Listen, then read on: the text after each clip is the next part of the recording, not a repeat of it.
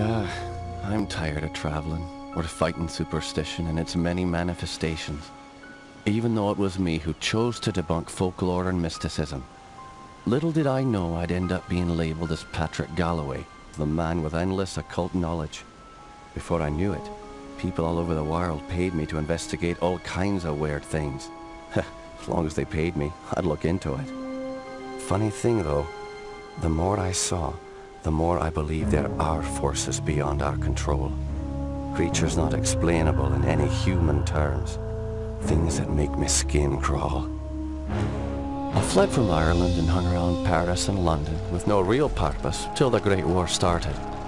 I joined a special unit whose job it was to squelch the fears of the superstitious farm boys who made up the fighting ranks. The Trasanti were the biggest pains. The commanding officer, Jeremiah Covenant, led our unit on the hunt for their camp. We were ambushed. They came streaming out of the woods, waving swords and howling like banshees. I saw their leader holding a strange stone over his head, yelling weird words in a strange tongue. And just when I was gonna pull the trigger, he glared right at me. A bright green flash came from his hand, and it bowled me over as my gun went off. I woke up in a hospital bed with severe burns. They told me Jeremiah and the unit had gone on without me, but he'd given me the shaman stone to keep. I hadn't given any of this much thought until I came back here to find this letter that Jeremiah wrote me almost 6 months ago, asking me to come back to Ireland and help him out. This is not something I'm dying to do, for it may mean the death of me. He saved my life though, so I owe it to him. Just hope it's not too late. I'm Patrick Galloway, a friend of Jeremiah's. Sorry it took me so long to get here. His letter said it was most urgent.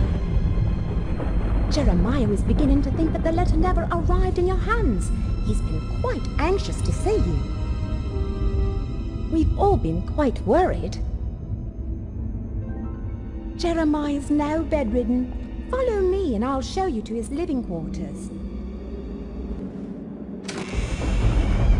I apologize for the look of the house, but there's only a skeleton crew of servants now. Jeremiah let go of everyone else, and the house is much too large for us to clean.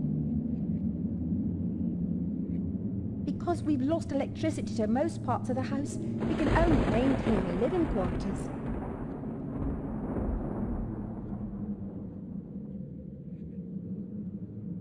This family's had so much tragedy. I hope you can help him.